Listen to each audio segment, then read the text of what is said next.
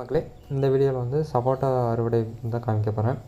நம்ம வீட்டில் வந்து 2 சப்போட்டா மரம் இருக்குது. இது ஒரு 5 வருஷம் ஆன மரம். ரெண்டுமே வந்து இந்த தென்னை மரத்துக்கு இடையில தான் வச்சுக்கிறோம். ஒரு தென்னை மரம் விட்டு ஒரு தென்னை மரம் அந்த இடையில தான் வச்சுக்கிறோம். இது ஸ்டார்டிங் ஒட்டு மரம் தான் வாங்கி வச்சோம். ஸ்டார்டிங் ஒரு 1 இயர்லேயே இது காய் காய்க்க ஆரம்பிச்சிச்சு. நாங்கள் எதுவும் ப்ரூனிங் அதெல்லாம் எதுவும் பண்ண கிடையாது. சீசனில் நம்மளுக்கு ரெகுலராக பழம் கிடச்சிட்ருக்குது.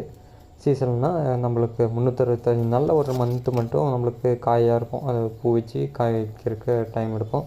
மற்ற நாள்லாம் பழம் இருந்துக்கிட்டே தான் இருக்கும். ஆனால் இந்த சப்போட்டா மரத்தில் நாங்கள் பழம் பொறுக்கிறதே அதிகம் ரேராக தான் நம்ம பொறிப்போம். ஏன்னா பழம் வந்து அணில், நைட் டைமில் வவ்வால், அதை தவிர எலியும் சாப்பிடும். கிளி மோஸ்ட்டாக இதில் வந்து கிளியும் அணிலும் தான் எல்லா பழத்தையும் சாப்பிட்ருது. நம்ம வந்து பழுத்த பழம் எதுன்னு தெரிஞ்சால் தான் நம்மளுக்கு ஹார்வெஸ்ட் பண்ண முடியும். அது நாங்கள் வந்து ஸ்டார்டிங்கில் எங்களுக்கும் வந்து தெரியல. இது மாதிரி எந்த பழம் வந்து நல்லா முத்தின பழம், இது வந்து காயின்னுட்டு எங்களுக்கு தெரியல. அதுக்கப்புறம் விழுங்கும்போது நாங்கள் எடுத்து தான் நாங்கள் அதை பழுக்க வச்சு சாப்பிட்டோம். அப்புறம் வந்து ஒருத்தர் சொன்னார், இது மாதிரி நீங்கள் கீரி பார்த்தீங்கன்னா அந்த பழத்தில் காயில் பால் வராது இருந்துச்சுன்னா அது முத்திச்சு, நீங்கள் அதை ஹார்வெஸ்ட் பண்ணி நீங்கள் பழுக்க வச்சிங்கன்னா பழுத்துக்கும், நல்லாயிருக்கும் அப்படின்னாங்க. அந்த மெத்தட் தான் நாங்கள் ஃபாலோ பண்ணுறோம். இந்த 2 மரத்துலேயுமே பாருங்கள் காய் எந்த அளவுக்கு பிடிச்சிருக்குது என்னன்ட்டு. இது வந்து சீசன் எண்டுன்னு நினைக்கிறேன். ஏன்னா மோஸ்ட் ஆஃப் த பழம்லாம் நாங்கள் எடுத்துட்டோம். இது வந்து இன்னும் கொஞ்சம் காயாக இருக்குது, கொஞ்சம் திரண்டு இருக்குது காய். இன்னும் வந்து பூ வச்சுட்டு தான் இருக்குது.